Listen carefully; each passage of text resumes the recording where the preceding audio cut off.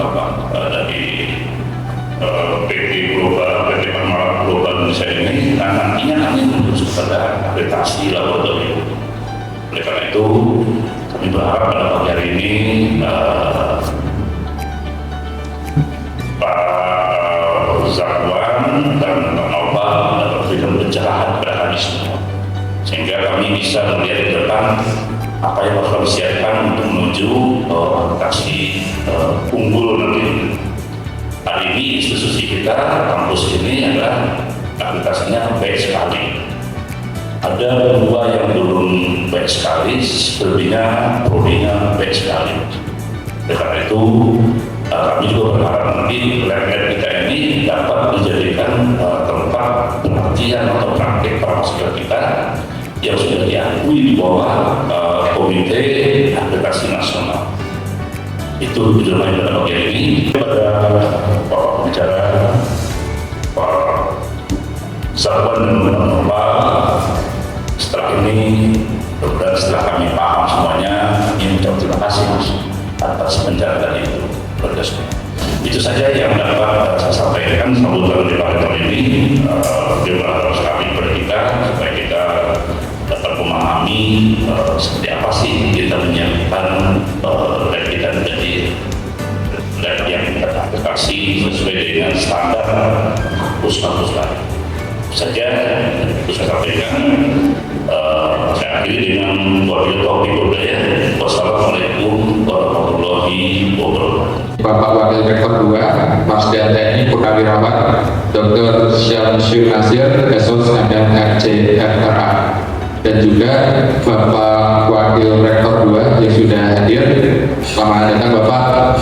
Nah, langsung saja Bapak Ibu, saya izin memberikan apa yang bisa kita sampaikan hari ini. Kurang lebih ini adalah materi terkait pelayanan pendampingan dan pelatihan dari PT PGI. Jadi ini juga sesi ini sekaligus sebagai sosialisasi. Kenapa sih kalau misalnya Bapak Ibu cek Komite Akreditasi Nasional begitu kan, mungkin di website nanti ketemunya nama kita. Nah itu nanti ada historical research-nya seperti itu. Nah, next. Nah, jadi kita mundur ke belakangnya Bapak Ibu. Mungkin ada yang menanyakan juga, kok ada nama Parmalat dan sebagainya. Kalau nyari di Google Komite Akreditasi Nasional seperti itu. Jadi kalau dari historikalnya Bapak Ibu, PT PGI ini sebenarnya sebuah perusahaan yang bergerak di bidang jasa kalibrasi dan pendampingan akreditasi. Jadi kalau Bapak Ibu tanya ada benar-benar sudah terakreditasi atau tidak, jawabannya ada di Bekasi gitu kan. Kemudian kita juga memberikan layanan akreditasi. Jadi meskipun kalau dicek akte perusahaannya mungkin perusahaan baru, tapi sebenarnya founder dari Parmalat ini orang-orang lama Bapak Ibu. Salah satunya juga ada pengurus ALSI juga, asosiasi dari lembaga penilaian kesesuaian dan sebagainya. Itu juga menjadi salah satu pendiri dari perusahaan kami seperti itu. Nah, jadi dari latar belakang itu kita lebih memiliki visibilitas dalam rangka untuk memberikan layanan pendampingan kepada Bapak Ibu. Nah, ini bisa dilihat di paragraf terakhir. Dengan berbekal pengalaman kami berproses menjadi lembaga pelatihan dan pendampingan yang tidak hanya berfokus pada materi, namun juga aspek customer certification dan manajemen. Jadi dengan adanya pengalaman kami tahu, kalau yang sumber daya seperti ini, kita rekomendasinya seperti ini. Kalau misalnya bisnisnya yang seperti ini, berarti posibilitasnya seperti itu. Jadi insya Allah kita karena punya lab sendiri juga, kita tahu daily-nya seperti apa. Jadi tidak hanya membantu Bapak Ibu terakreditasi, tapi pasca akreditasi itu bagaimana gitu kan. Jadi analoginya seperti apa ya? Seperti kemerdekaan gitu kan. Jadi kemerdekaan itu hanyalah awal untuk sesuatu yang baru. Begitu juga akreditasi. Habis akreditasi itu mau seperti apa? Nah itu kita punya wawasan yang lebih luas di situ, karena dari historical kita tidak hanya asesor dan sebagainya, tapi ada orang-orang yang memang sudah berkecimpung lama di bidang ini seperti itu. Next. Nah ini salah satu alasan kenapa kita juga seling misleading ya. Ada peserta yang menanyakan, oh ini dari kan ya, oh ini dari mana dan sebagainya. Kenapa seperti itu? Karena kita memang pernah ada kerjasama Bapak Ibu. Kita dengan KAN itu mengadakan namanya QCGT Examination. Jadi historikalnya dari JAIF, Japan Standard Association, JSA, Japan Standard Association, itu lembaga standarisasi di Jepang. Mereka menghubungi negara-negara ASEAN seperti Vietnam, Indonesia, dan sebagainya untuk mengadakan kegiatan ujian gitu kan, menilai kesesuaian kompetensi teman-teman QC di Indonesia. Tujuannya apa? Kalau dari faktor ekonomi sebenarnya teman-teman Jepang itu pengen tahu ini kualitas QC di negara ini gimana. Kita mau invest gitu kan, kita harus tahu mana yang harus bayar lebih untuk invest ke kualitas sumber daya manusianya dan sebagainya. Nah, kebetulan dari KAN itu kerjasama dengan kita. Jadi kita yang mencari peserta, kita yang menerjemahkan guideline dari Japan Standard Association gitu kan. Kalau ujiannya nanti harus seperti apa, bakunya itu jaraknya berapa dan lain sebagainya, itu nanti pada saat itu kita yang membantu mengakomodir seperti itu. Kemudian itu yang salah satu alasan kenapa kalau kita carikan mungkin munculnya nama lain seperti itu, karena memang pada dasarnya kita juga sering bekerjasama dengan Komite Akreditasi Nasional seperti itu. Next.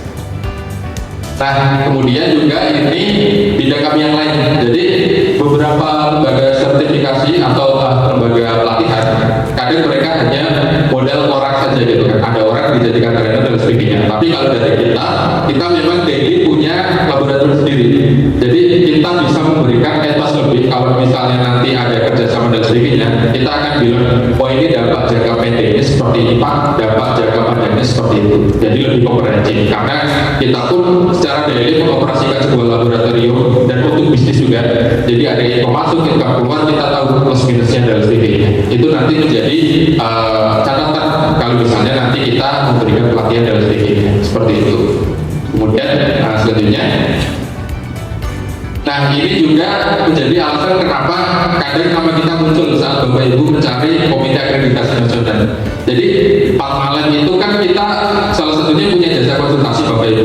Konsultan kita kadang memang beberapa dari asesor kan seperti itu. Jadi misalnya yang klien kita terbaru di UI itu katakanlah itu ada kita carikan asesor gitu kan yang kebetulan kompeten di bidangnya, kita mintakan jadikan trainer seperti itu.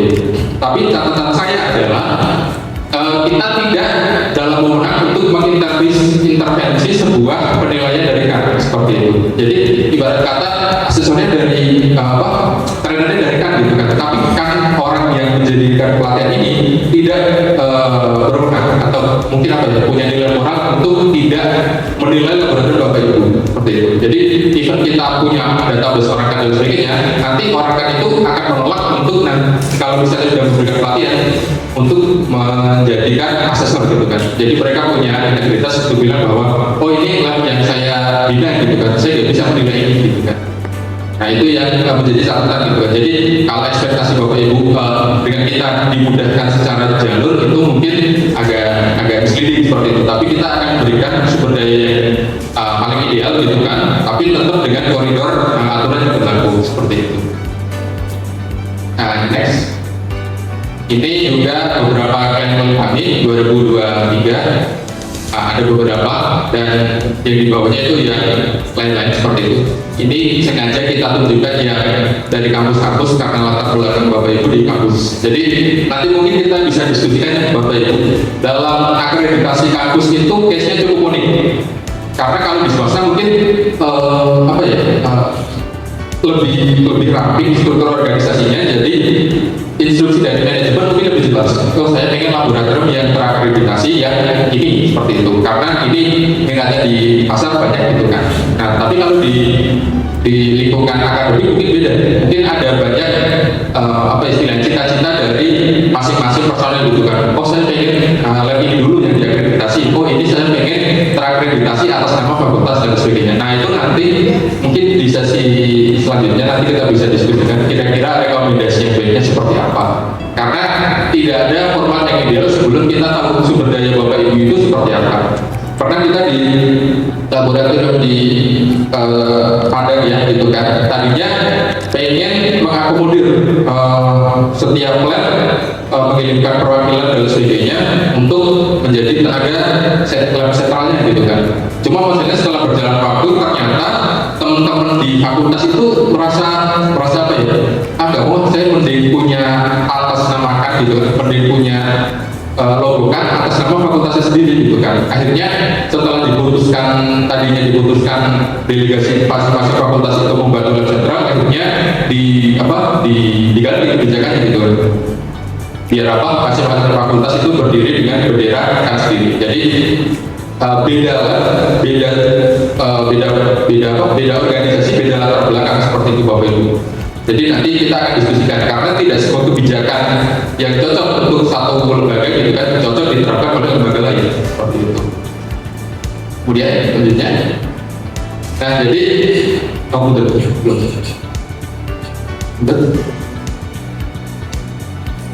Nah jadi ini sebelum masuk ya ke inti pembicaraan, mungkin ada pertanyaan dari Bapak Ibu, apa sih laboratorium pengujian dan kalibrasi gitu kan.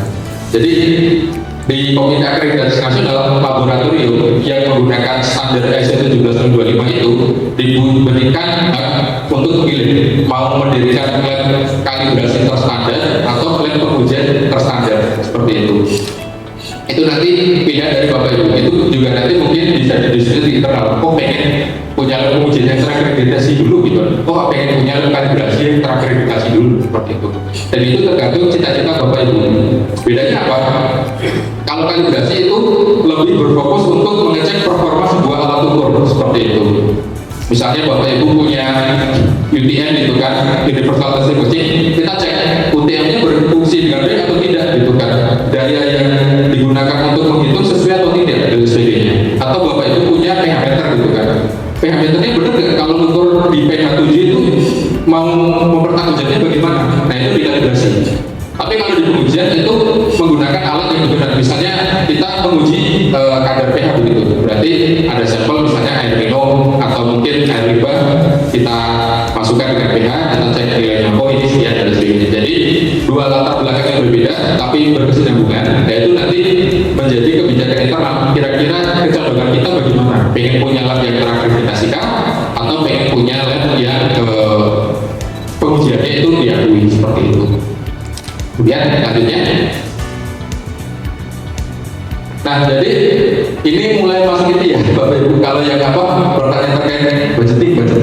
Nah jadi latar belakangnya seperti ini Bapak Ibu. Kita tidak bisa memberikan informasi budgeting dalam artian langsung diinformasikan di awal, karena seperti yang tadi saya sampaikan sebelumnya kepada Bu Penny dan teman-teman, bahwa nilai pendampingan akreditasi itu fluktuatif, tergantung sumber daya Bapak Ibu, tergantung cita-cita Bapak Ibu. Itu yang pertama. Yang kedua, kalau boleh saya breakdown, sumber pendananya untuk apa saja sih? Gitu. Yang pertama, biaya kekang, jelas ya. Nanti kan akan menantikan mereka kirim asesor, nanti asesor dibayar berapa, mereka minta iuran tahunan, mereka minta akomodasi dan sebagainya, itu nanti dibayarkan kekang gitu, tidak lewat kita dan sebagainya. Ini mungkin masih sepele kalau boleh saya bilang ya, karena ini kebetulan kita lokasinya di Jawa. Tapi kalau di kampusnya di luar pulau, nah itu jadi momok juga itu, karena asesor yang datang dua, biaya pesawat dan sebagainya, biaya penginapan, nah itu jadi harus dipertimbangkan seperti itu. Tapi kebetulan karena kita di Jawa, beberapa asesor domisilinya di sini masih mudah untuk diperhitungkan. Yang kedua adalah standar alat dan bahan. Nah seperti yang kita sampaikan, ini kan pengakuan laboratorium itu kan untuk memastikan bahwa laboratorium itu diakui oleh KAN, juga diakui oleh dunia internasional seperti itu. Nah syaratnya bahan dan alatnya harus terstandar gitu kan. Kalau di SNI-nya minta uji mikrobiologi, minta agarnya itu dari spesifik ini, ya harus bisa akomodasi gitu. Atau kalau ingin punya alternatif, pembuktiannya gimana? Harus ada perhitungan yang cermat begitu kan. Nah itu yang menjadi persyaratan Bapak Ibu. Nah itu juga jadi pertimbangan. Oh kita kemarin baru dapat alat apa gitu kan? Gimana kualitas yang terakreditasi seperti itu? Atau mungkin rekan kita baru dapat hibah instrumen kimia gitu kan? AS gitu kan, boleh nggak ini diakreditasikan? Ya boleh gitu kan. Kita cek sudah punya apa saja gitu kan. Oh sudah punya standar gitu kan. Oh dokumen acuannya tahu dan sebagainya. Itu menjadi sumber daya yang harus diakomodasi. Yang ketiga adalah sumber daya personel. Nah itu mungkin kalau laboratoriumnya baru berdiri, ini yang modalnya paling tinggi karena sumber daya personel yang terstandar oleh Komite Akreditasi Nasional dan juga dunia internasional itu ada beberapa poin Bapak Ibu.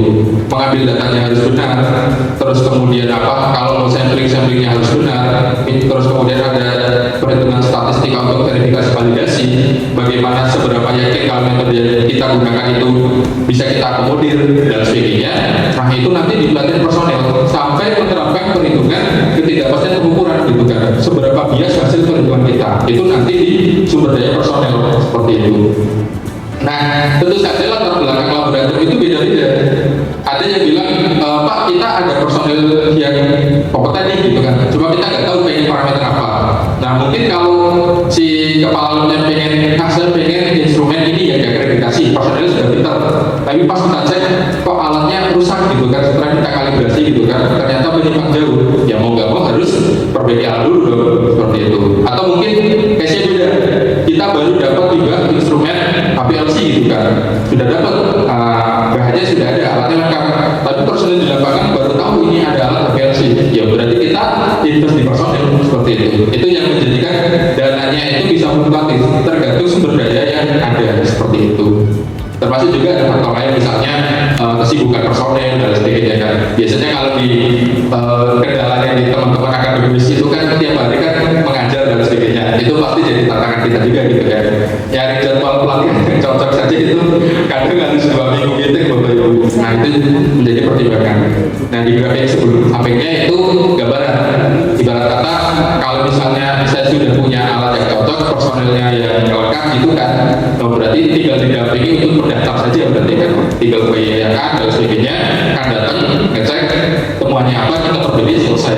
Tapi kalau case-nya wah kita nggak tahu Pak ini alatnya baik atau belum gitu kan, atau mungkin personelnya saya nggak pede kalau belum dapat pelatihan teknis gitu kan, ya berarti kan kita harus lengkapi kekosongan itu dengan mengadakan trainer, terus kemudian sosialisasi dan sebagainya.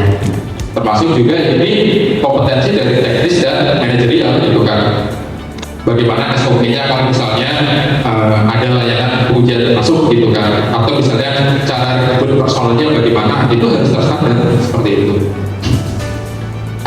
Next. Nah, jadi kalau Bapak tanya apa sih yang harus standarisasi begitu? Ini saya menyandur dari ISO 17025 yang merupakan acuan dari ISO-nya itu sendiri. Ada setidaknya 5 ketentuan yang harus diakomodir oleh Bapak Ibu. Yang pertama, klausul 4 itu terkait ketidakberpihakan dan kerahasiaan. Jadi kalau mau terakreditasi, laboratorium itu harus objektif, tidak bias. Jadi tidak bisa kalau kita labnya sudah terstandar bilang, oh ini sampelnya buat penelitian S2 kita gitu kan, kalau dibagusin dong, nggak bisa. Kita harus punya integritas untuk menyampaikan bahwa ya sampel masuknya kualitasnya kayak gini, ya nanti kalau kita uji seperti ini, atau kalau kualitas alatnya seperti ini, ya kalau kita kalibrasi laporan seperti ini, ya seperti ini gitu kan. Dan bisa kalau karena faktor kedekatan dan sebagainya kita mengubah laporan ujian atau kalibrasi itu nggak bisa. Nah itu nanti juga ada turunannya, misalnya ada dokumen NDA yang harus ditandatangani gitu kan oleh personel, tidak membocorkan data laboratorium dan sebagainya. Nanti ada turunan SOP-nya seperti itu kan. Terus kemudian klausul 5 organisasi. Jadi nanti harus disepakati laboratorium yang diakreditasi organisasinya bagaimana? Apakah di bawah naungan rektor atau di bawah fakultas, nanti di bawah dekan, atau mungkin merupakan lembaga sendiri dengan angka muka sendiri. Nah itu nanti disepakati. Ini juga case-nya terjadi di teman kita di UI gitu kan, pengen punya akreditasi tapi rekornya nggak pengen keluarin SK gitu kan. Nah bingung kan legalitasnya nyambung dari mana gitu kan. Nah akhirnya kan disepakati dan sebagainya, oh kita pakai legalitas yang ini dan sebagainya. Tujuannya apa? Biar apa yang kita sepakati saat laboratorium berdiri itu yang kita terapkan seperti itu. Misalnya kita sampaikan, oh kita ada namanya manajer teknis gitu kan, manajer teknis membawa teknisi seperti itu. Atau mungkin kita pengennya namanya QC gitu kan, staff supervisor QC gitu kan, ya masalah. Itu nanti kebijakannya untuk menyepakati struktur organisasi bagaimana sih yang sesuai dengan kondisi kita, yang ideal menurut kita seperti itu. Itu klausul 5 terkait struktur organisasi. Jadi aturan mainnya itu harus disepakati kalau mau di akreditasi. Kemudian klausul 6 terkait sumber daya itu nanti ada beberapa persyaratan.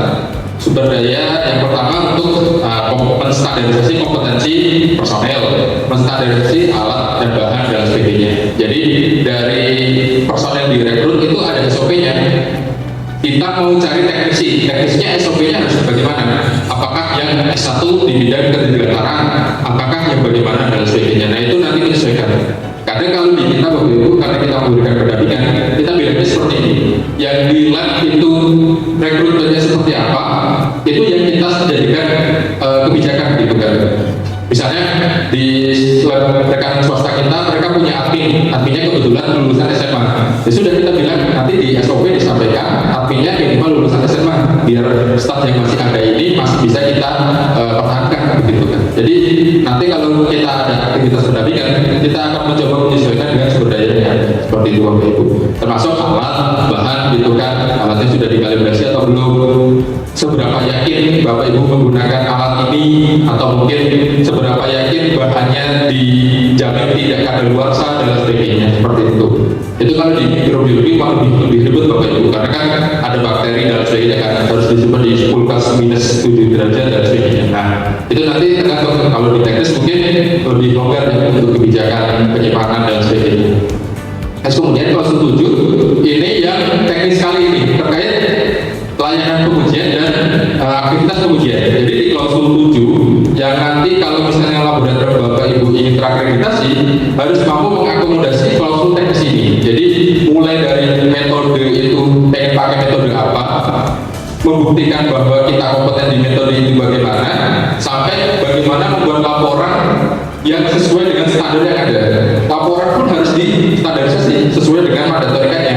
Ada konten yang harus dilaporkan, misalnya tanggal pengambilan datanya kapan, sampel datanya kapan, siapa pengambil datanya, berapa nilainya dan sebagainya. Atau kalau diminta interpretasi itu menyatakan, oh ini sampelnya masih tidak tercemar atau tercemar, itu nanti ada ketentuan khususnya seperti itu. Jadi sampai pelaporan pun itu diatur oleh kan, termasuk juga kalau amandemen. Jadi kalau mau sertifikatnya ternyata salah, luput dan sebagainya, ada ketentuan amandemennya. Itu yang harus distandarisasi oleh Bapak Ibu. Terus kemudian klausul 8 terkait manajemen administrasi dokumen, audit dan sebagainya. Jadi ini lebih ke masalah manajerial. Jadi laboratorium itu menetapkan auditnya itu berapa semester sekali begitu kan, atau mungkin nanti menyampaikan oh ini dokumennya dipegang oleh siapa begitu kan, atau mungkin berangkas penyimpanan arsip-arsip itu di mana dan sebagainya, itu nanti diatur di klausul 8 seperti itu. Jadi itu adalah gambaran umum kira-kira apa sih yang harus kita standarisasi kalau misalnya kita ingin diakui oleh kan seperti itu kan. Termasuk juga kalau di lab swasta ya teman-teman kita ya Bapak Ibu, kadang mereka pengen terakreditasi itu karena mereka untuk ekspor impor. Jadi biar mereka punya surat pengantar lolos checklist pengujian, mereka biasanya buat laboratorium sendiri. Biar apa, lebih murah biaya pengujiannya. Jadi mereka alat produk dari divisi produksi dicek di QC, dikeluarkan laporan sertifikatnya, nah dikirimlah ke luar negeri dan sebagainya. Nah itu kalau teman-teman swasta biasanya motivasinya seperti itu, untuk apa? Memudahkan pemasaran dan sebagainya seperti itu. Nah next.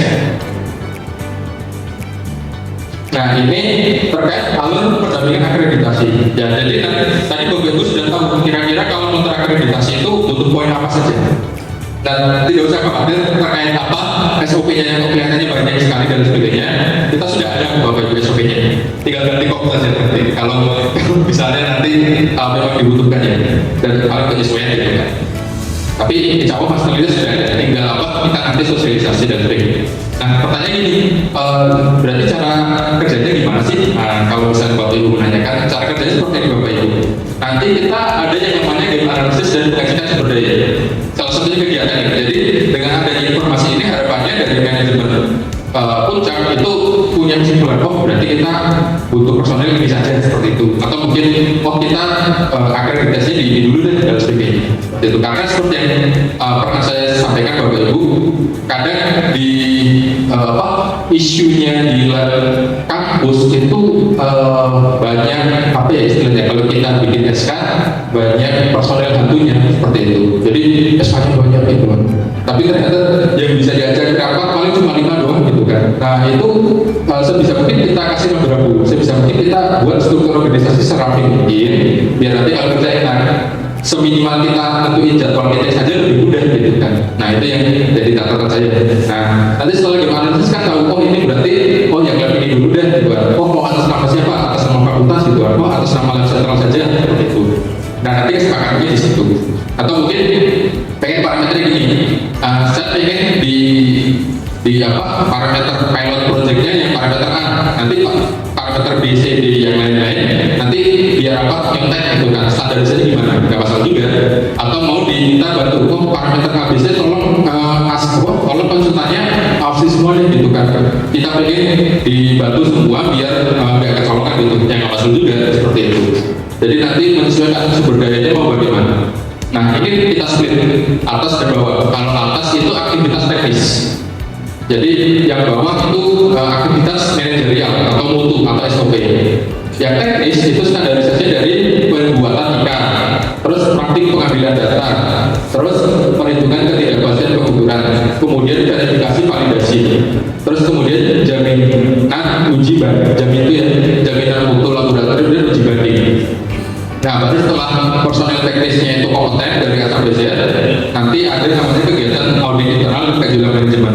Nah, di situ kalau kita cek di bawah, itu panah ke bawahnya yang pertama itu pemenuhan dokumen panduan. Jadi biasanya kalau memang sumber dayanya oke, kita bisa split jadi 2 tim. Satu orang yang fokus di teknis, satu orang yang fokus di mutu. Gitu. Bukan satu orang ya, satu kelompok di teknis, satu kelompok di mutu. Gitu. Kalau memang bisa berjalan paralel. Nah, teksnya gimana? Kalau orang mutu nanti berarti memenuhi dokumen panduan gitu kan. Prosedurnya dari A sampai Z itu sudah ada dan sesuai dengan yang dimandatorikan oleh KAK begitu kan. Biar sampelnya itu sesuai atau mungkin evaluasi vendornya itu sesuai standar dan sebagainya, itu nanti dibuat prosedurnya di bawah.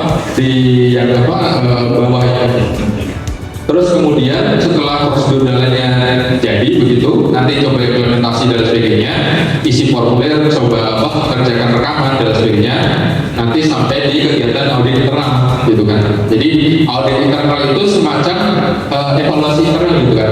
Setelah ada prosedur ini kira-kira yang nggak cocok yang mana, kita bisa revisi gitu kan. Atau setelah aktivitas pelatihan teknis kita audit, ternyata metode yang ini nggak efektif Pak gitu kan, kita ganti metode saja gimana. Atau mungkin parameter yang ini kayaknya terlalu berat untuk saat ini gitu kan, peminatnya juga sedikit gitu kan, gimana kalau kita offset. Nah boleh saja seperti itu. Jadi dengan adanya audit internal itu kita tahu ini kita lebih ready di mana sih setelah sekian tahap pendampingan seperti itu. Nah kemudian nanti pendaftaran ke Komite Akreditasi Nasional seperti itu. Next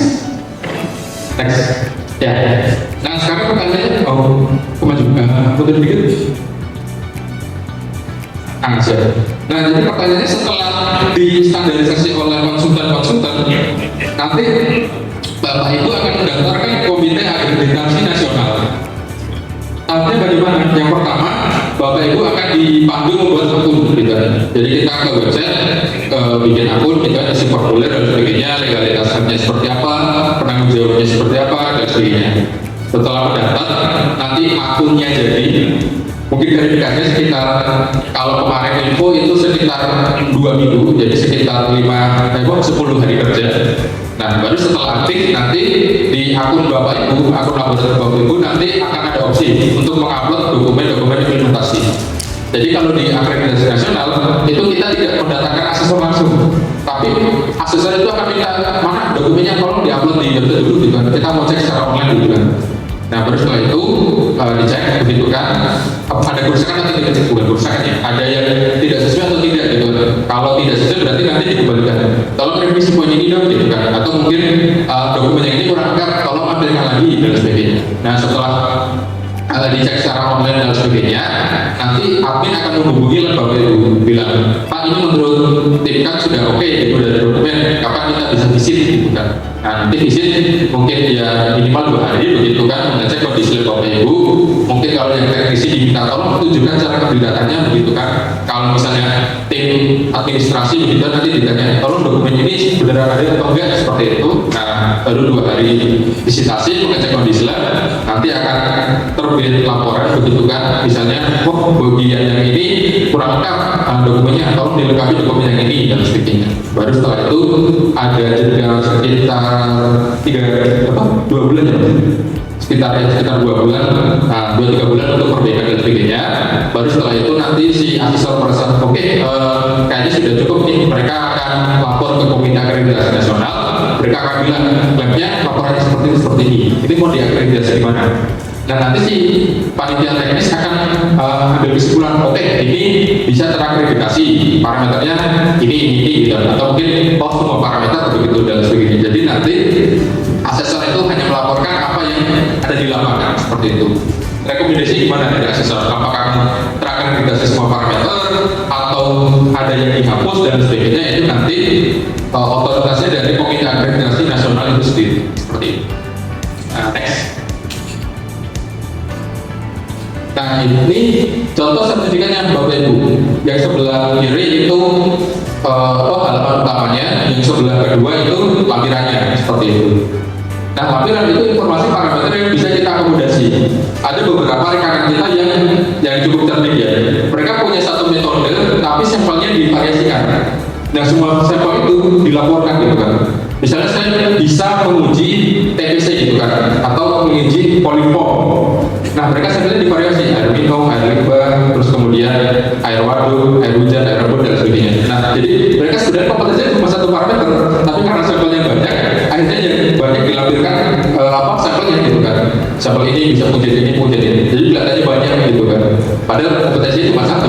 Nah ini juga salah satu keunggulan kita Bapak Ibu, kita punya database laboratorium yang terakreditasi di Indonesia. Bahkan kalau boleh saya bilang lebih lengkap dari punya kan itu sendiri. Kenapa saya bilang lebih lengkap? Karena kita bisa memetakan laboratorium, satu berdasarkan parameternya, yang kedua berdasarkan domisilinya. Kita bisa, Bapak nanti bisa minta ke saya, tolong carikan laboratorium di provinsi ini ada berapa aja gitu kan. Bisa, nanti kita bisa carikan. Termasuk juga di salah satu laboratorium kampus di teman-teman Papua, mereka tanya ke saya, udah ada ke laboratorium Papua di sini kan? Saya bilang, di database kita belum ada Pak. Nah mereka ini sedang mencoba untuk terakreditasi karena pengen punya label sebagai laboratorium Papua kampus pertama satu-satunya yang terakreditasi di lingkungan Pulau Papua seperti itu. Jadi kalau database dan sebagainya sama, kita lebih apa ya, lebih mengakomodir gitu daripada rekan-rekanan kita yang lain seperti itu. Termasuk kalau Bapak Ibu menanyakan yang swasta ada berapa sih dan sebagainya. Nah itu kita bisa breakdown itu. Kalau di kan mungkin cuma database biasa, nah kita bisa mengelompokkannya berdasarkan kebutuhan, entah dari latar belakangnya begitu atau mungkin lokasinya gitu kan, provinsi mana nih yang paling dominan gitu kan. Karena biasanya mungkin lab swasta mereka cari di lokasi yang mana kompeten mereka sedikit gitu kan. Jadi mereka nanyain kalau di Banten gitu kan, lab yang sudah paling banyak parameter apa gitu kan. Parameter mikrobiologi Pak, saya nggak mau bikin mikrobiologi berarti gitu. Nah itu bisa seperti itu Bapak Ibu. Kemudian next. Nah itu lanjut aja next. Nah ini nanti bisa dibantu oleh Pak Jawan. Ini kalau saya cek ada namanya PT Dirgantara Indonesia. Pernah kita cek mereka punya lab terakreditasi untuk kalibrasi dan pengujian.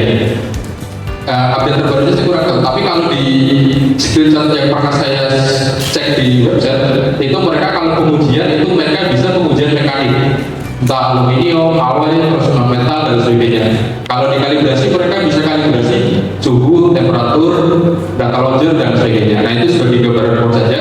Barangkali Bapak Ibu bingung nih referensinya apa. Nah ini kebetulan yang linear PT Dirgantara ini punya dua lab terakreditasi kalibrasi atau ujian. Ini saya cek 2 bulan yang lalu, saya nggak tahu kalau berubah ya. Mungkin mereka mengajukan penambahan atau pengurangan, itu saya kurang tahu. Tapi ini update-nya 2 bulan yang lalu baru saya screenshot seperti itu. Next. Oke, itu saja dari saya Bapak Ibu. Nanti boleh dilanjut ke MC, barangkali ada sesi tanya jawab dan sebagainya. Nanti saya dan Pak Jakwan akan mencoba menjawab pertanyaan dari Bapak Ibu. Dari saya izin mengakhiri. Sekian. Wassalamualaikum warahmatullahi wabarakatuh. Yang terakhir, buat kerja dan sangat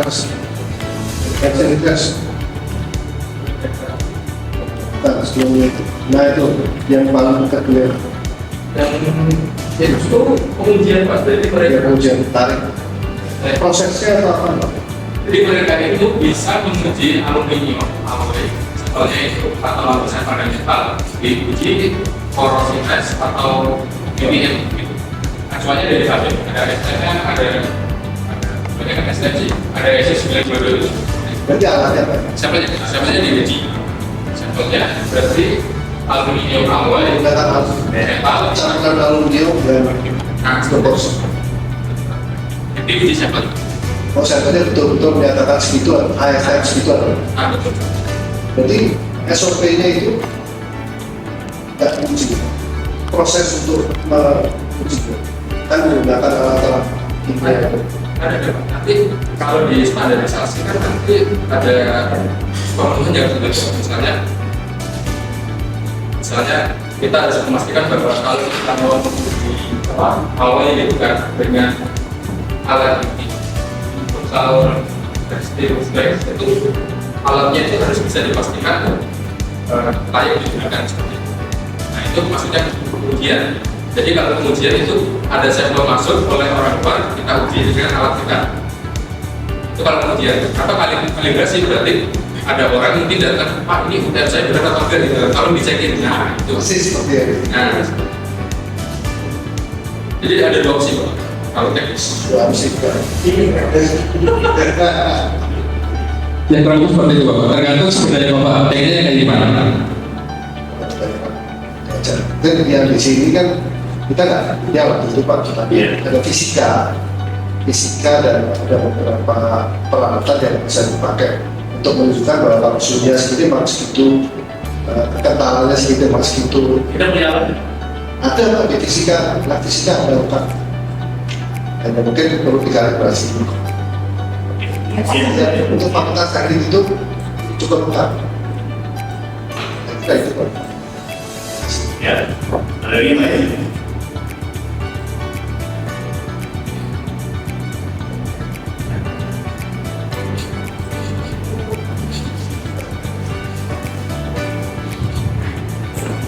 Assalamualaikum warahmatullahi wabarakatuh. Terima kasih sudah disaksinya Pak. Terima kasih juga dari fasilitasi Pak Oleh, sehingga kami bisa lebih maju daripada nanti.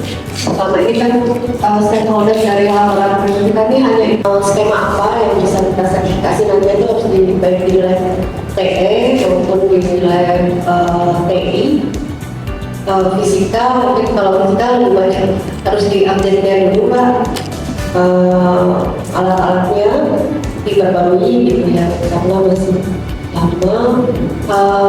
Mintano, karena Mintano kita jual buktikan ya Pak, nggak ada yang biasa soalnya juga ya untuk yang mau seperti itu jarang sekali yang punya, sehingga kita jualnya mungkin di situ. Oh ya, saya dari Fakultas Teknik Dirgantara dan Industri, di kami itu tidak hanya ada lab, tapi juga ada workshop. Nah, mungkin saya bisa tanyakan apakah boleh workshop itu juga digunakan sebagai laboratorium? Atau yang dihitung itu skemanya atau peralatannya atau tempatnya yang disertifikasi itu? Kalau saya lihat tadi kayaknya skemanya aja ya, skema pengujian gitu. Apakah tempatnya juga, terus apa namanya alatnya juga, itu Pak. Terima kasih.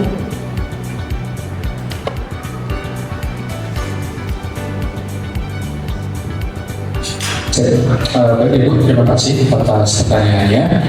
Pertanyaannya adalah, boleh nggak kita kalau terakreditasi pengujian adakan workshop gitu? Boleh itu, kita pun kalibrasi, kita adakan pelatihan dan sebagainya. Kadang beberapa rekan kita pun pengen pelatihan di kita karena kita punya alatnya, seperti itu. Itu yang pertama boleh. Cuma nanti SOP-nya kita sepakati, jangan sampai peserta itu tahu dan dapurnya kita lebih jauh gitu kan. Paling nanti kalau mau visit ke lab kita berarti ada NDA gitu kan, perjanjian untuk tidak menyebarkan data kita kalau misalnya lihat ke luar gitu. Nggak masalah. Itu nanti skema-skema bisnis itu kan nanti menyesuaikan tergantung sebenarnya Bapak Ibu, seperti itu Ibu.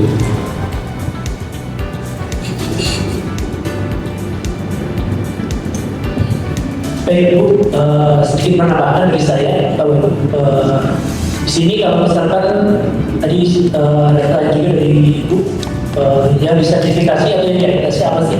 Apakah dari peralatannya, apakah dari laboratoriumnya, atau dari personilnya? Nah, di dalam ISO IEC 17025 2017 untuk versi yang termutakhir, di sini ada di dalam klosur 6 itu ada persyaratan sumber daya. Jadi di situ bukan hanya untuk personilnya saja, tapi juga untuk peralatannya dan juga untuk laboratoriumnya seperti itu. Apakah laboratorium ini sudah sesuai atau sudah mengacu dengan metode yang kita gunakan atau tidak seperti itu. Contohnya misalkan kita akan mengaplikasikan laboratorium kalibrasi misalkan. Nah, Bapak Ibu ingin mengaplikasikan kalibrasi di ruang lingkup dimensi, contohnya seperti kaliper, thickness, mikrometer, ultrasonic thickness seperti itu. Nah, di sini dalam ruang lingkup dimensi dipersyaratkan di GIS yaitu ruang laboratorium harus di suhu atau temperatur 20+1. Nah, ketika Bapak Ibu ternyata labnya tidak bisa mengakomodasi di 20+1, contohnya mereka saja di 22 derajat Celcius. Nah, ini tidak direkomendasikan untuk adaptasi ke ISO 17025 nantinya. Nah, itu bisa nantinya Bapak Ibu di-drop untuk ruang lingkup dimensi tersebut. Nah, caranya bagaimana Bapak Ibu harus mengendalikan apakah lab kita ini di dimensi memenuhi persyaratan untuk suhu dan kelembaban ruangannya atau tidak seperti itu. Ketika memenuhi dari suhu dan kelembabannya dan untuk meja kerjanya, jarak antar meja kerja seperti itu. Jadi lab juga boleh Bapak Ibu misalkan mengajukan ruang lingkup, misalkan ada ruang volume, ada ruang lingkup dimensi, ada ruang lingkup untuk massa. Nah, itu menjadi satu lab seperti itu. Misalkan satu lab besar seperti ini, jadi satu ruang lingkup di situ semua, boleh saja. Tapi yang pastinya kita harus tahu apakah antar pengujian antar kalibrasi ini berpotensi menimbulkan hasil atau tidak. Ketika ini tidak berpotensi menimbulkan hasil atau diuji misalkan tidak terkontaminasi oleh bakteri, tidak masalah. Karena itu bisa dijadikan satu di satu laboratorium seperti itu bisa. Dan juga kalau di sisi personil juga perlu melakukan pelatihan dan juga ada evaluasi personil yang rutin harus Bapak Ibu laksanakan. Kalau untuk peralatan yang dilihat yaitu ada kalibrasi dan juga ada kriteria untuk penerimaan. Khususnya kalau di laboratorium kalibrasi saat ini di 2 tahun akhir ini Bapak Ibu, untuk lab kalibrasi untuk peralatan standar bukan hanya kita kalibrasikan atau kita sertifikasikan untuk bahan acuan saja. Kalau di lab kalibrasi ini kan misalkan Bapak Ibu membuat lab kalibrasi terakrasi. Nah, di situ kalau Bapak Ibu melakukan kalibrasi, contohnya kalibrasi kaliper dengan menggunakan gauge block. Nah, dengan menggunakan gauge block itu Bapak Ibu kalibrasikan lagi ke lembaga yang tinggi lagi, ke lab yang mengkalibrasikan gauge blocknya. Nah, selain di situ Bapak Ibu bukan hanya mengkalibrasikan gauge blocknya. Pak, saya sudah kalibrasi alasan kita untuk kalibrasi kaliper gauge block. Nah, gauge block Bapak ini bagaimana? Apakah gauge block Bapak ini sebagai standar sudah layak digunakan atau tidak? Nah, caranya seperti apa? Caranya Bapak Ibu melakukan ada namanya assessment kriteria atau kriteria penerimaan. Nah, kalau di dalam kalibrasi itu tidak mewajibkan laboratorium kalibrasi ini menyatakan kondisi alat Bapak Ibu atau alat Bapak Ibu kondisi layak atau tidak. Nah, yang menyatakan itu adalah pengguna sendiri. Apakah ini masih layak atau tidak? Berdasarkan dari mana? Satu, dari toleransi. Toleransi dari mana? Satu, bisa dari metode yang Bapak Ibu gunakan. Kalau misalkan Bapak Ibu menggunakan di laboratorium ujian. Nah, di laboratorium ujian tersebut metodenya kemana? Di situ ada batas toleransinya berapa? Kalau di lab kalibrasi mengacu bisa ke metodenya juga, bisa ke JIS, bisa ke ASTM atau ke ISO seperti itu. Atau misalnya itu juga bisa Bapak Ibu menetapkan sendiri batas toleransinya dari mana? Dari produk. Misalkan ada batas toleransinya untuk kaliper, misalkan mengatur kepada JIS. Di JIS ini toleransinya sekian, misalkan 1 mikron seperti itu. Nah, di JIS tersebut Bapak Ibu tidak lupa, Bapak Ibu ada metode ada ketetapan sendiri batas toleransinya karena berpengaruh pada produk seperti itu. Misalkan kalau di rekan-rekan di industri, contohnya di seperti Yamaha, Suzuki seperti itu, mereka menetapkan sendiri ada batas toleransi sendiri. Biasanya di sana mereka lebih ketat daripada yang dikeluarkan oleh metode. Boleh seperti itu, bisa dari metode, bisa dari internal Bapak Ibu. Tetapi ya, kembali lagi menetapkan toleransi seperti apa nanti dijelaskan pada saat kegiatan pelatihan seperti itu. Itu tambahan dari saya, Bapak Ibu. Sama-sama. Lagi.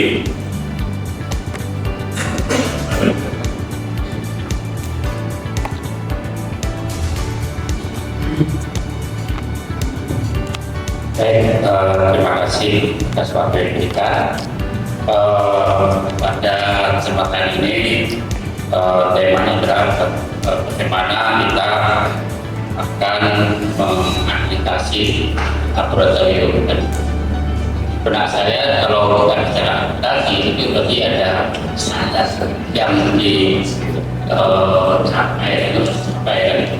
Nah, kaitan dengan tersebut, standar bagaimana cara kita menetapkan, cara kita mengukur, karena macam-macam kan itu banyak sekali begitu.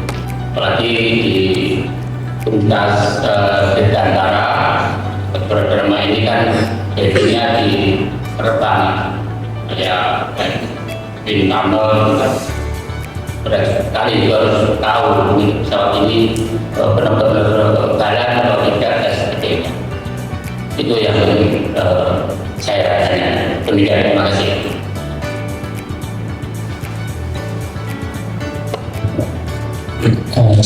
Nanti mungkin bisa dibacakan oleh Pak Zainwannya selaku alamat. Jadi kalau berbicara standar, Bapak, itu kita standar utamanya ISO 17925. Itu yang pertama. Nanti di situ ada turunannya karena ISO 17925 itu tidak membahas ketentuan teknisnya gitu. Dalam artian mereka hanya memberikan semacam guideline gitu kan.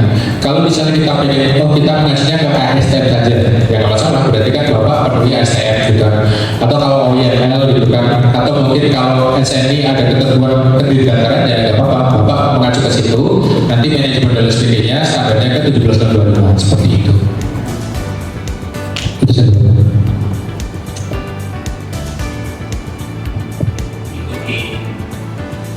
Ikuti yang sesuai kata hati dan sumber dayanya Bapak. Nah, beda acuan kadang beda influence. Misalnya acuan Eropa, mereka mungkin karena daerah subtropis begitu kan pasti suhu dan sebagainya lebih ketat gitu kan. Kita daerah tropis, kelembaban dan sebagainya berpengaruh. Mungkin agak susah buat apa ikut seluruhnya, ya nggak masalah juga. Kita cari yang senyamannya kita, alatnya di lapangan seperti apa. Nah, itu kita yang akan ambil sebagai pertimbangan kebijakan seperti itu.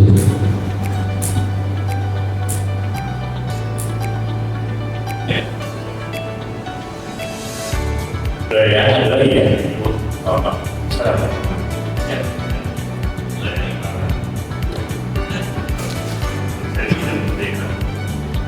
Terima kasih kepada sekalian. Saya cuma mau bertanya nih Pak Noval. Kita punya 22 lab, ada 13 prodi. Kami punya namanya Kepala Biro Lab Terpadu.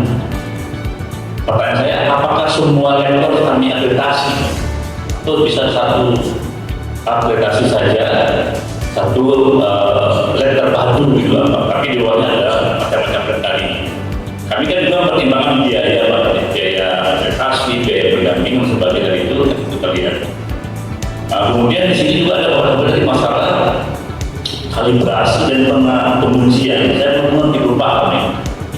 apa yang kalibrasi ini semua prodi tadi itu atau semua laboratorium tadi itu dikalibrasi pada data tadi itu, atau salah satu kita pilih hanya pengujian saja. Bisa belum jelas ini.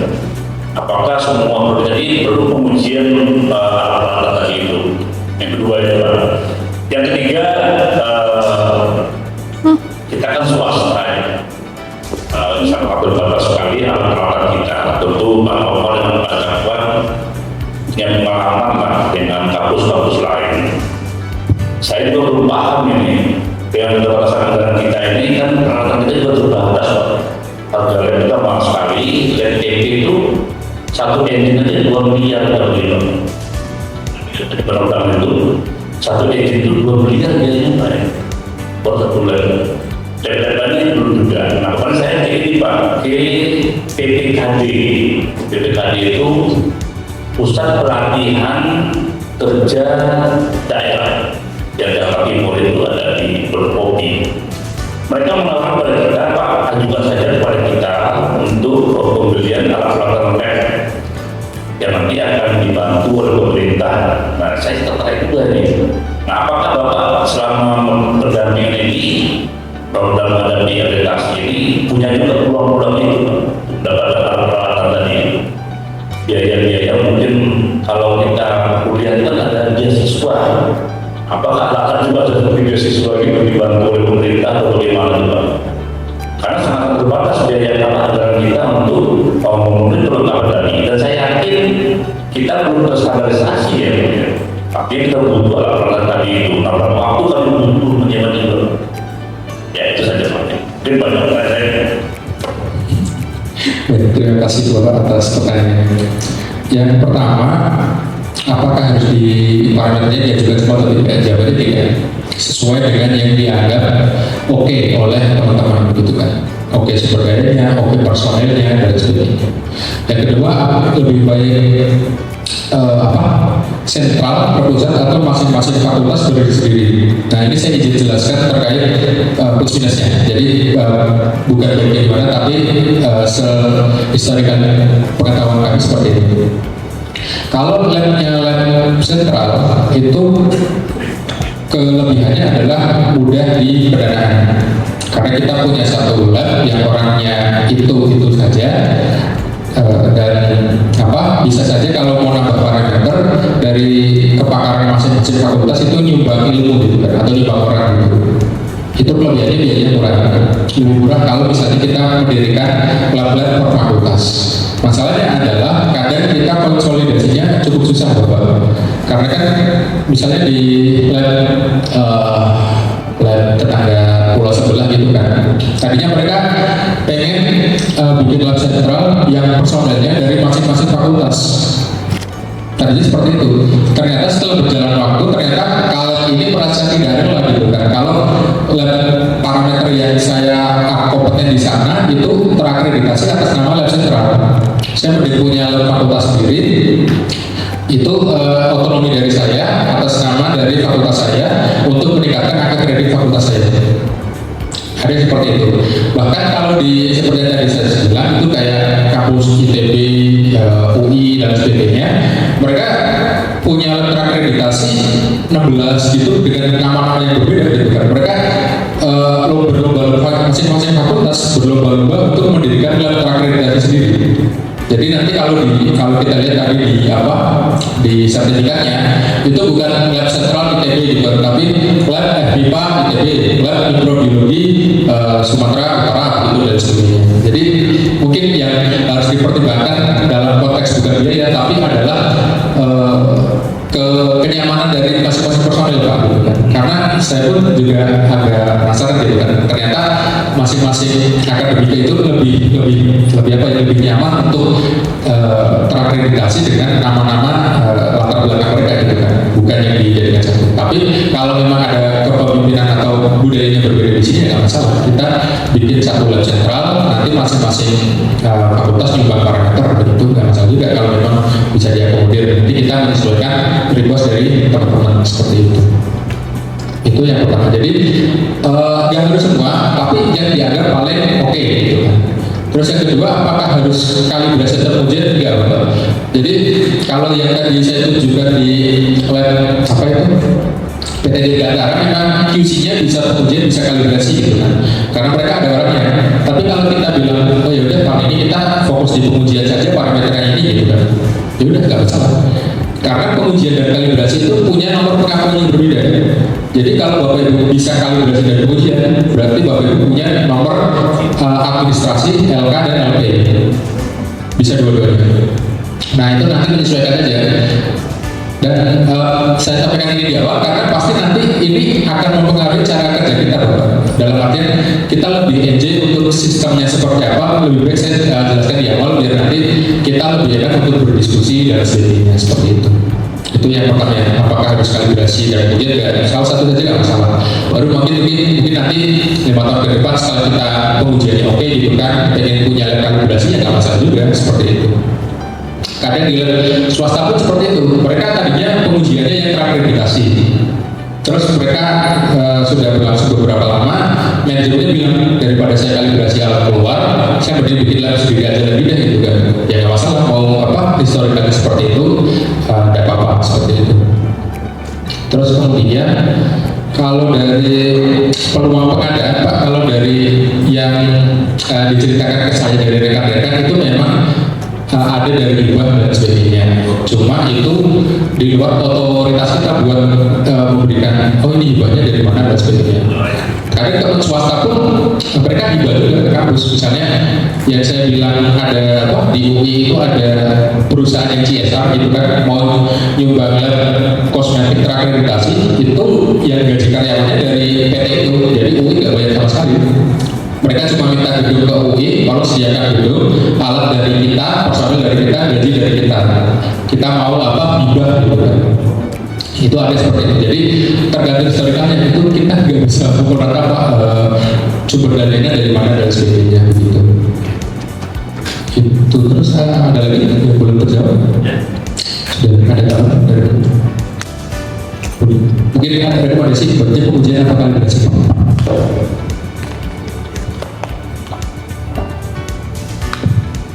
Kalau dari saya Bapak Ibu, baiknya pengujian atau kalibrasi, itu kembali lagi tadi sampai Pak Novel, kembali dengan kemampuan dari Bapak Ibu di interaksi seperti apa. Karena saya juga belum mengetahui lebih pasti untuk peralatannya Bapak Ibu di sini seperti apa, seperti itu, untuk personilnya seperti apa, seperti itu. Mungkin nanti bisa kita diskusi lebih jauh lagi. Setelah ini nanti bisa kita diskusi lebih jauh di persidangan seperti itu.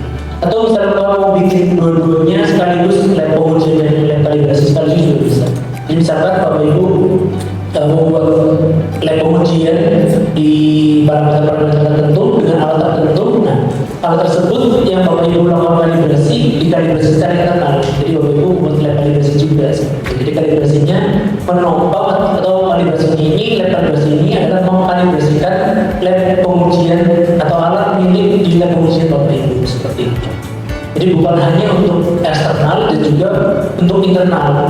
Jadi lab pengujiannya tidak perlu kalibrasikan keluar lagi, tapi kalibrasikan secara internal di lab sendiri. Kalau saya lihat, kalau saya lihat di sini ada fakultas teknik seperti itu, ya untuk lab kalibrasinya bisa masuk seperti Bapak Ibu menggunakan seperti ada kaliber, fitness, personal fitness seperti itu. Nah, itu bisa masuk di dalam laboratorium kalibrasi. Nantinya masuk seperti yang disampaikan Pak Novel, itu akan mendapat nomor akreditasinya adalah LK. Jadi walaupun misalkan Bapak Ibu memiliki satu legalitas lab sentral seperti itu, di dalamnya bisa ada lab pengujian dan lab kalibrasi, itu boleh seperti itu. Jadi nanti tinggal personil saja bisa untuk contohnya misalkan ada kepala laboratoriumnya lab sentral seperti itu secara legalitas. Nanti di bawahnya ada manajer teknis untuk lab pengujian, ada manajer teknis untuk lab kalibrasi. Seperti itu boleh seperti itu. Jadi nanti ada nomor akreditasi juga ada dua, LK dan LP. LP untuk lab pengujian, LK untuk lab kalibrasi. Nanti personilnya yang akan berbeda, teknisinya atau personil teknisnya antara laboratorium pengujian dengan laboratorium kalibrasi. Nah, untuk kepalanya tetap satu dari kepala laboratorium.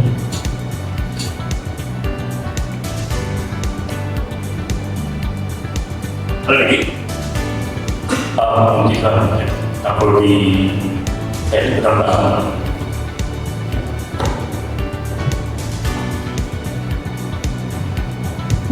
Jika satu bahwa dua tiga kalau PDM dua bulan terbaru, saya mau nanya kalau misalnya kita sudah terakreditasi, misalnya kita kalibrasi sudah pengujian, itu apakah berarti yang dari swasta itu bisa misalnya kalibrasi, bisa mengajukan kalibrasi ke kita dan itu diakui, dan itu sampai level mana? Karena kalau pengalaman saya, sepengetahuan saya, contohnya kayak di Hanggar gitu ya, itu alat yang mereka punya banyak alat yang harus dikalibrasi, misalnya torsi atau torpeter itu harus sering dikalibrasi,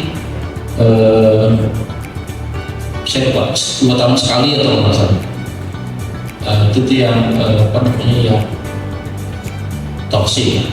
Kemudian di sisi lain juga kayak fuel bahan bakarnya di tankinya pesawat itu juga harus dalam jangka waktu tertentu harus diuji berapa kandungannya, berapa kandungan air dan segala macam. Nah, apakah kalau kita misalnya bisa terakreditasi itu bisa menerima itu? Karena tentu saja kalau itu bisa pasti maskapai juga senang karena pasti lebih murah daripada harus misalnya ke Skofindo. Nah, apakah kita bisa nyampe ke situ? Terus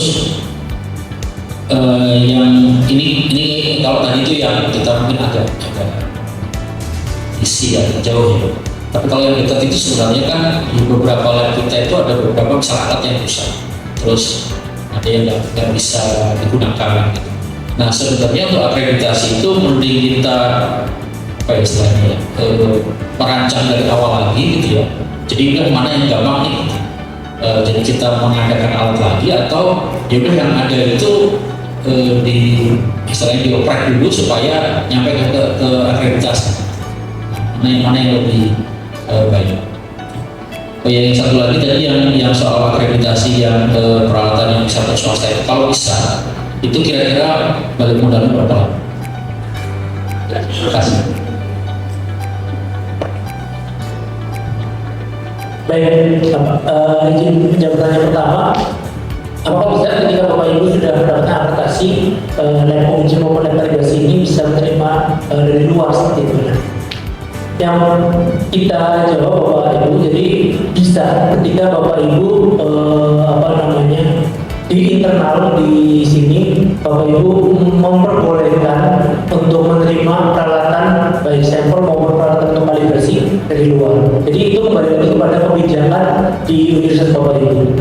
Karena terkadang ada beberapa laboratorium baik di produksi maupun di universitas itu yang melakukan akreditasi labnya bukan hanya bukan menerima peralatan dari luar atau sampel dari luar, tapi untuk kebutuhan internal saja. Jadi ketika Bapak Ibu di sini nanti Pak Wakil Rektor atau dua dan Pak Rektor ini membuat legalitas diperbolehkan untuk menerima dari luar, diperbolehkan bisa, dan itu diakui baik secara nasional maupun internasional.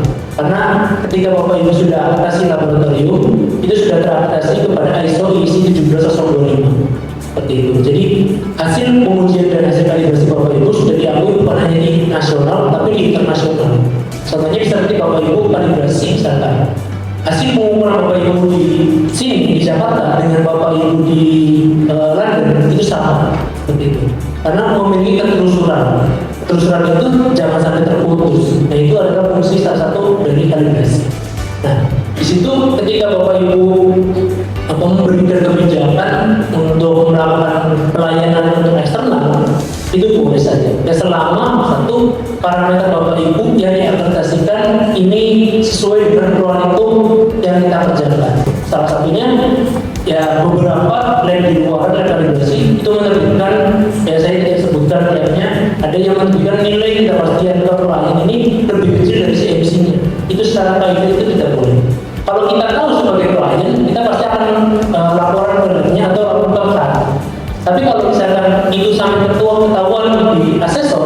maka oleh Bapak Ibu akan dibutuhkan terlebih dahulu. Sampai tindakannya apa? Tindakannya Bapak Ibu yang pertama, Bapak Ibu harus menarik sertifikatnya dari klien. Tarik, setelah itu Bapak Ibu lakukan amandemen, perubahan untuk sertifikatnya.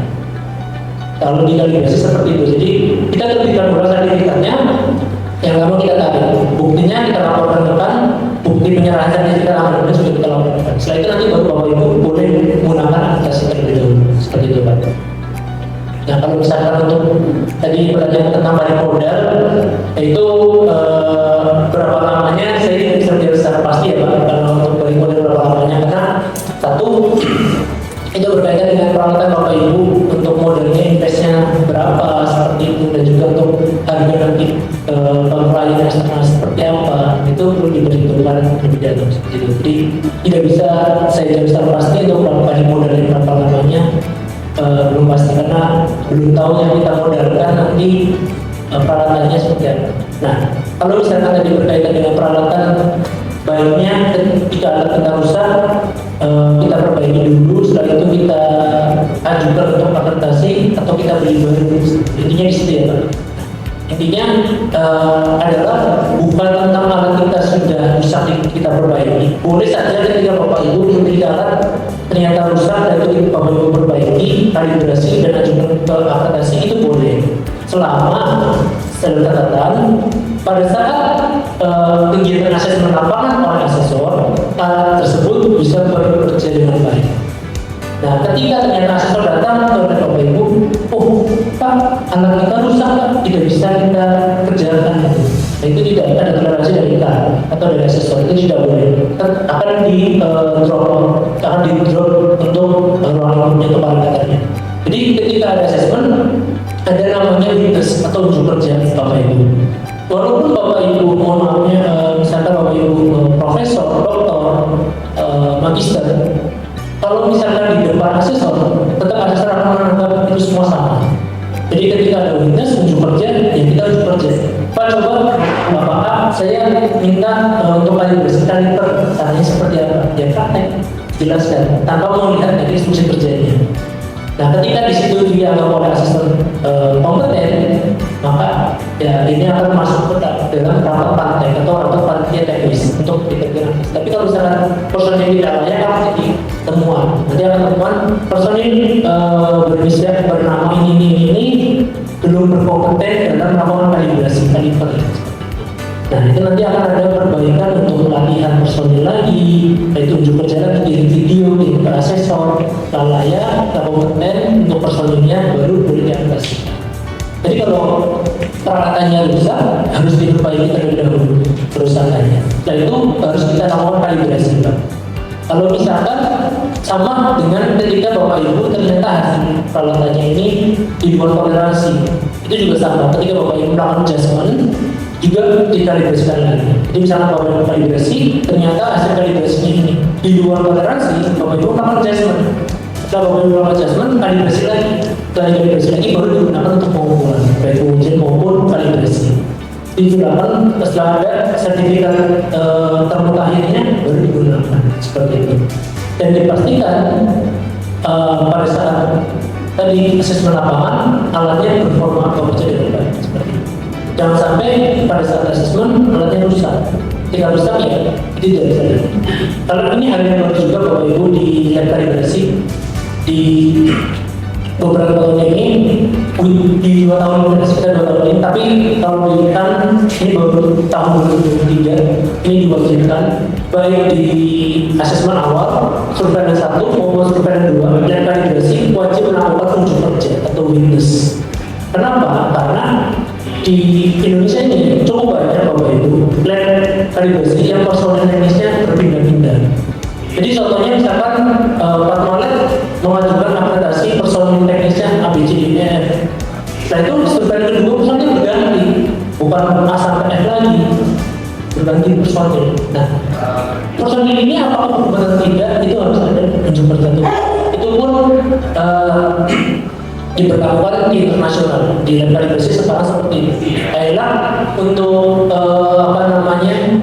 kompetensi personilnya wajib dapat unjuk kerja. Jadi baik kalau dulu unjuk kerja itu hanya ada di asesmen awal kalau di lab kalibrasi Bapak menjadi asesmen awal untuk uji kerja personil untuk prakteknya. Jadi misalnya kita mengajukan 5 ruang itu, maka 5 ruang itu ini akan kita praktekkan di depan asesor langsung. Nah, itu hanya di asesmen awal. Tapi kalau dimulai tahun 2023 ini, jadi survei 1, survei 2 maupun realisasi itu harus uji kerja juga. Kalau dulu hanya di asesmen awal, survei 1, survei 2 itu hanya dokumentasi saja, hanya untuk interview aja seperti itu. Tapi setelah ini di 2023 ini, pertengahan 2023, survei 1 dan 2 personil teknis wajib melakukan uji kerja di depan asesmen seperti itu. Yang uji kerja siapa adalah personil yang melakukan pengambilan datanya atau teknisinya, atau laborannya seperti itu. Uji kerja menggunakan metode apa, termasuk ketika ya ada pengalaman di rekanan kita lab kalibrasi sudah cukup lama tapi personil. Setelah itu di surveillance menjadi temuan personil tidak kompeten karena pada saat surveillance, pada saat praktek ditanya sambil ditanya saat praktek salah dijawab seperti itu. Akhirnya dianggap personil tidak kompeten. Datang ke kami untuk pelatihan, dan itu baru proses untuk penerimaan. Mereka dari asesor tidak pernah menerima pelatihan internal, harus internal karena dianggapnya personil tidak kompeten. Akhirnya datang ke kami untuk pelatihan dengan saya. Bersama itu saya punya yang terjun langsung personilnya untuk pelatihan, tes proses kita segala macam, dan itu baru untuk surat pembukuannya sudah dicapai. Jadi baiknya untuk peralatan tadi ya kalau misalnya mau tetap dipertahankan, diperbaiki, setelah itu dikalibrasikan, setelah itu KPU melakukan kriteria keterima apakah alatnya masih di bawah toleransi atau lebih dari toleransi. Tapi kalau saran dari saya ya kalau misalkan kita punya budget lebih, punya anggaran lebih, bisa beli baru, kenapa tidak? Seperti itu. Tapi kalau misalkan akan kosmetis dengan penggunaan alat yang saat ini ada, dipersilakan tidak ada masalah. Tapi harus diperbaiki, kalibrasi, dan dilihat toleransinya apakah bertoleransi atau tidak. Selama itu aman, oke kita establish seperti itu.